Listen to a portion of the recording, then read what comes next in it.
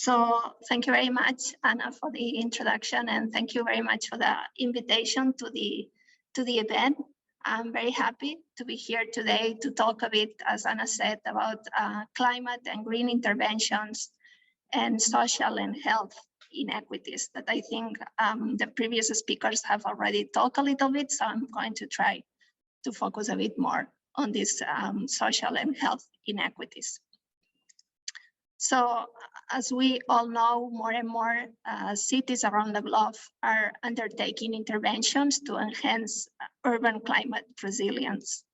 These interventions include, among others, that in coastal cities, those neighborhoods that are at higher elevations, that are higher located, become particularly attractive.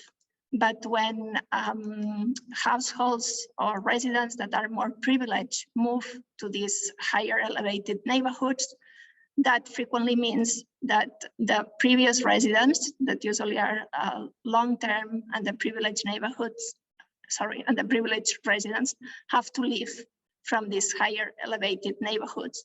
And potentially they have to move to areas that are more prone to flooding.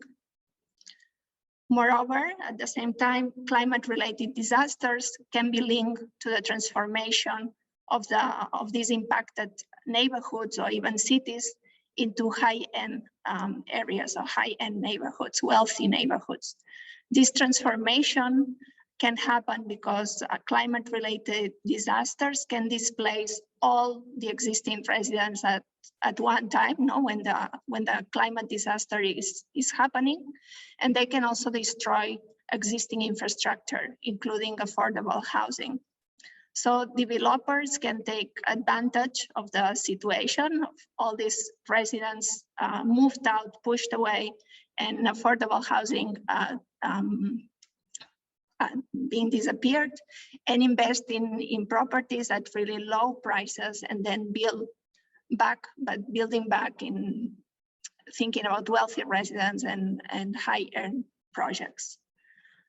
A clear example of this is what has happened in New Orleans. So after the 2005 Hurricane Katrina, the Hurricane Katrina meant that there was 70% of the occupied housing that was damaged.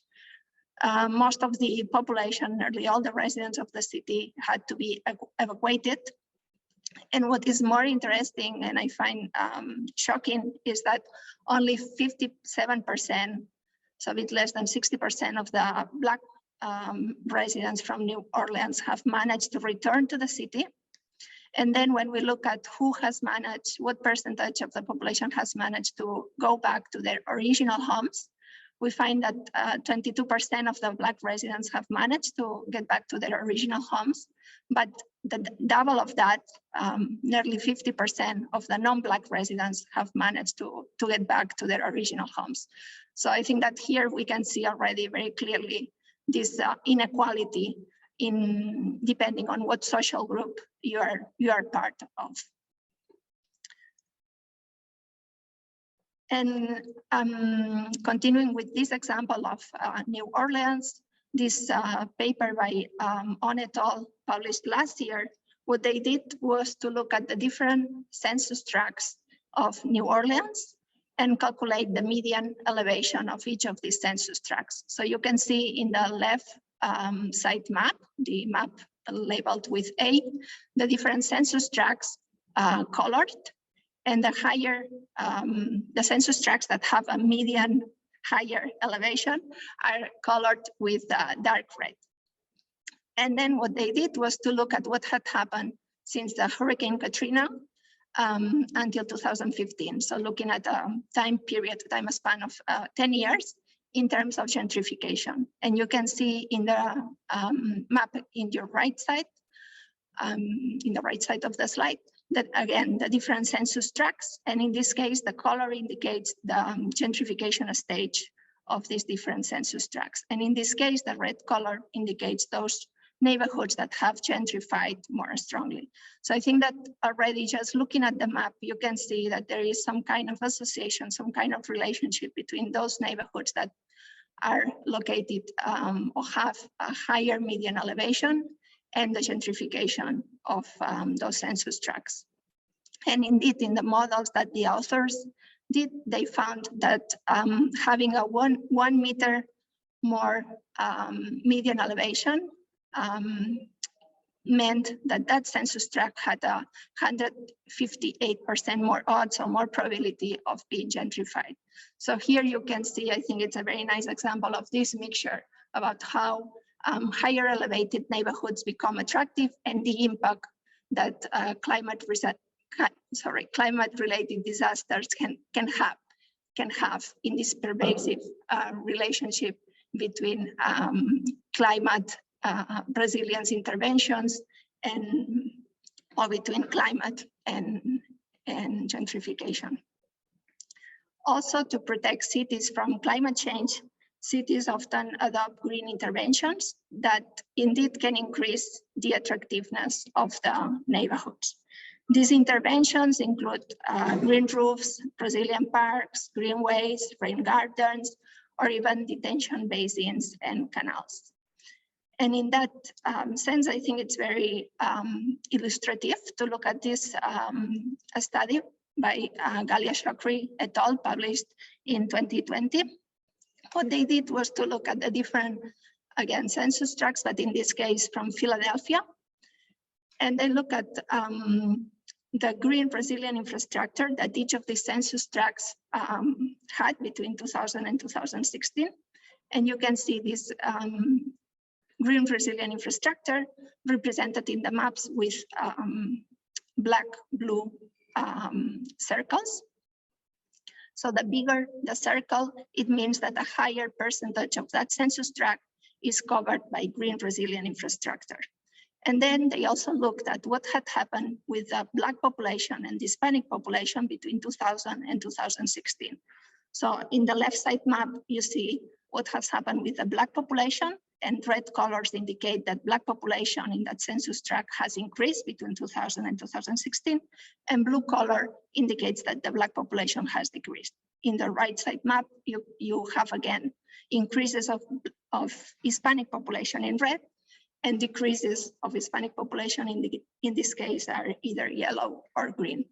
And I think that you can very clearly see that in those areas that Black or Hispanic population has increased, that are the red areas that are more or less in the central part of the map, are those areas that in fact have a lower percentage of the census tract covered by green Brazilian infrastructure. So we can really see that green Brazilian infrastructure in the case of Philadelphia is not in those areas where there is more socially vulnerable population that will have more difficulties to adapt to the climate change. These green interventions, apart from being encouraged by climate change, as previous speakers have said, are also encouraged by the evidence that these green blue spaces benefit people's health. In this review of reviews that has just been super recently published, the authors stated that based on the existing evidence we have until now, living in neighborhoods with higher green exposure is linked with a lower odds, a lower risk of mortality, cardiovascular diseases, harmful blood pressure or blood glucose, harmful body mass index, and also lower odds or lower risk of mental disorders, low birth weight, physical inactivity, and sleep disorders. As I have shown, these interventions may be linked to gentrification. However, to our knowledge, there has only been 2 studies that have empirically and quantitatively explored this interplay or these interrelations between green blue spaces, gentrification, and health.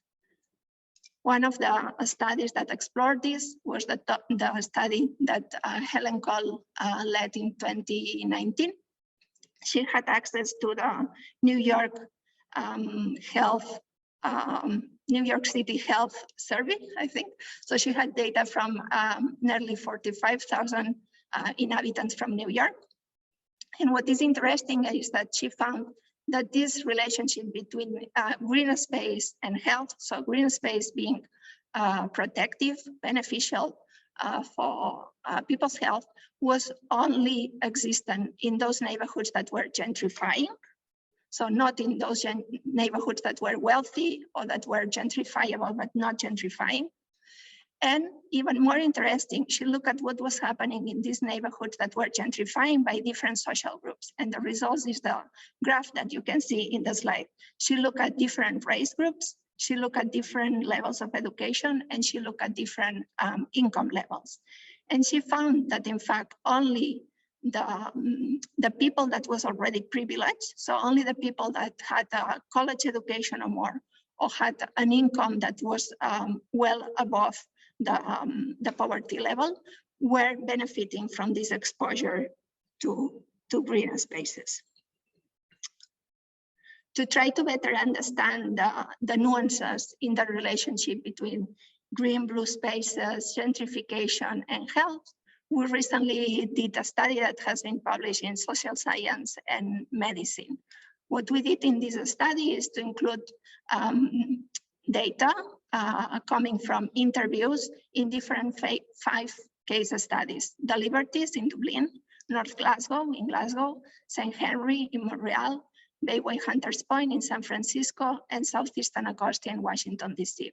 Basically, we had between 17 and I think it was 31 interviews in each of these study cases. So we had a total of 117 interviews to different stakeholders in each of these areas. And we were asking them what has happened, what is going on now that you just have a green or blue intervention has just finished in the neighborhood, or you have this green or blue intervention going on in the neighborhood. What is happening in terms of the health of underprivileged neighborhood residents? So it was very interesting because most of the interviewees recognized that these green-blue spaces had a therapeutic value. So they recognized that these green-blue spaces could be good for people's health, but they also always perceived that there were some impediments for these green-blue spaces that were just built or were just improved or were going to be improved in a matter of a very short time to really benefit the health of underprivileged neighborhood residents. Either because these new or improved green-blue spaces were inaccessible, because the access to these new or improved green-blue spaces was privatized. As you can see in the photo in the slide, this is an example of a green space that is behind these fences in Dublin, or because accessing to these spaces meant that the underprivileged neighborhood residents had to cross bridges or motorways that were unappealing or even felt perceived as unsafe. Also, our interviewee said that these green blue spaces were still unpleasant or were not well maintained. Also, very interestingly, they said that, well, yes, it's great, green blue spaces can be good for people's health, can benefit people's health, but really underprivileged resident neighborhoods have other things to worry about. We have housing conditions that are very poor. Our economic situation is very unstable. In fact, we live in a food desert, or even things like, well, indeed, I have a chronic health problem and I do not have enough money to pay for the healthcare that I need or to pay for the medication that I need. So really, if these other issues that are having a very strong impact in my health do not get sorted out, I'm not going to benefit from this green or blue space that now has been built or improved in my neighborhood. The interviewees also talk about how these green-blue spaces were indeed commodified and were used as just selling points and glossy projects to attract newcomers. So respondents even pointed at superficial or partial cleanup of contaminated sites and the prioritization by the public agencies of aesthetics over the real need that they felt of these spaces where the green or blue space was going to be built or has been built to be decontaminated. And you can see here, for example, 2 quotes. No, our health department says it is not safe for your child or your dog to dig there. So even if they have the space, they cannot use it as they would want to use it, or to feeling that that space is safe. Or the second quote, their greening is about cleaning it just enough so that millionaires who want to buy a vacation home and only be here for a month buy in.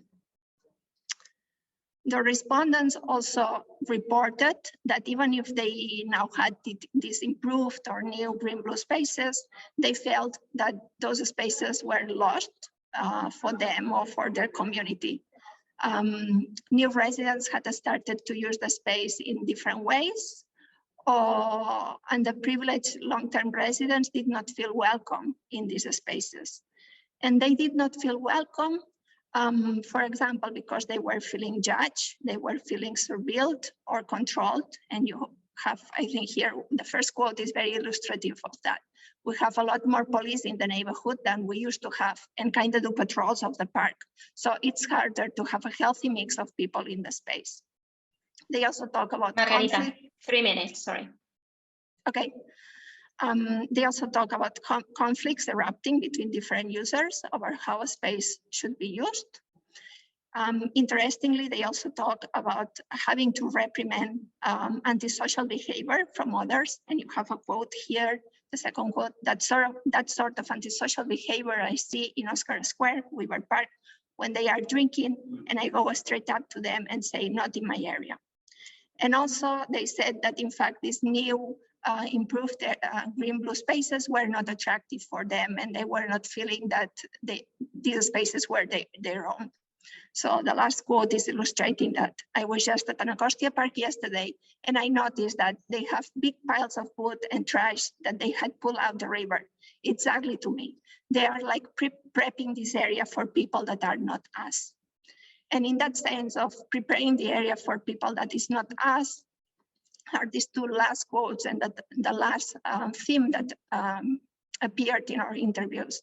So people were saying, well, they're building or they have improved this green-blue space, but really I'm going to be displaced myself, so I'm not going to be able to use and benefit. My health will not benefit from this green-blue space.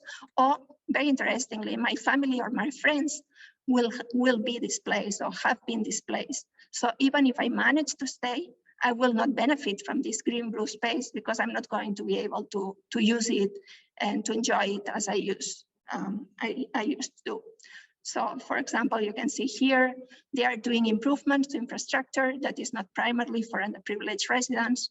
Or when they are done with the park, most of us probably won't be here to enjoy it. So I hope that I've managed to illustrate a bit how these green and climate interventions can be pervasive when they coexist with gentrification processes, and how in these cases underprivileged neighborhood residents may not be able to engage or benefit physically and even emotionally from these spaces and these interventions. So these green and climate interventions may emerge as what we could call disruptive green landscapes.